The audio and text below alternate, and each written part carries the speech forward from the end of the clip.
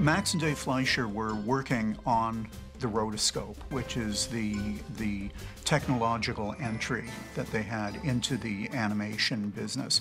Max had seen animated films, had read technical articles about animated films, but thought that most of them were awkward and stilted in their depiction of movement. It's a much more realistic type of animation, and even people who don't like the so-called rotoscope style will applaud some of the scenes in the cartoons. I love rotoscope, and it's been bad-mouthed for a lot of people.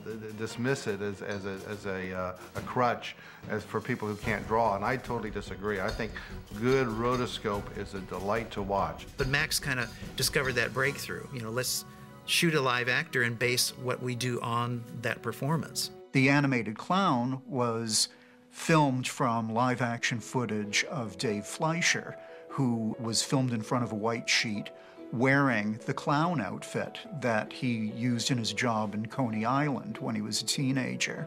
You would see Max at a drawing board, and he would be seated there or sometimes standing there, and he would take his pen and start to draw Coco.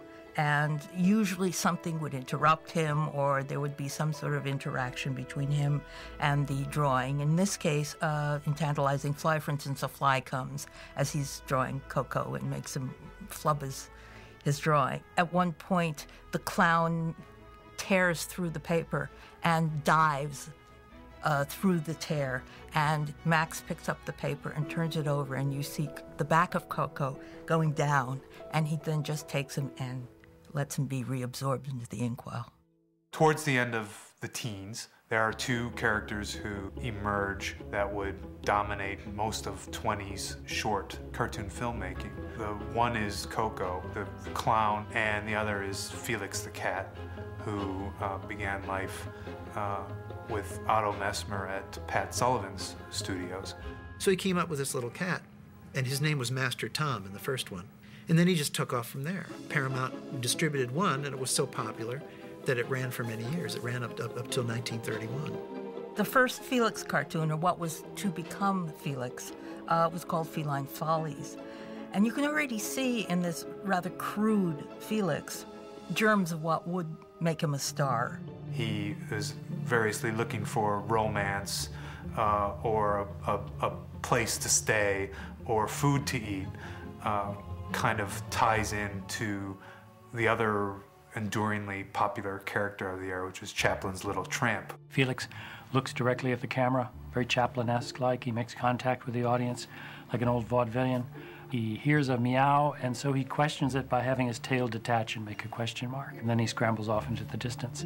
At another point, he plays a couple of notes on the guitar, and the notes come out, and he takes the notes and turns them into two scooters, one for him and one for his girlfriend, and they go off. He's the first completely credible pen and ink creation that you really want to see sustain more than a single film, that you want to really see go on, you know, from film to film to film.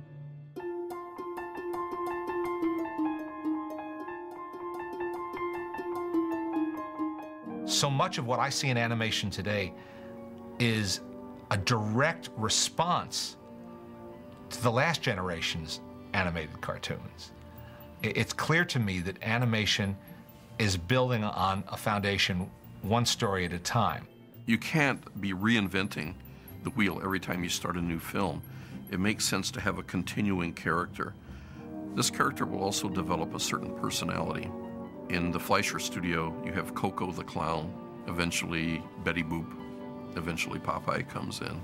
The baton just gets passed from one innovation to the next. The technology to do animation really evolved simultaneously with the craft of animation and the principles of movement, and all of these films are the roadmap to that, and it's why they're worth, you know, enjoying and studying to this day.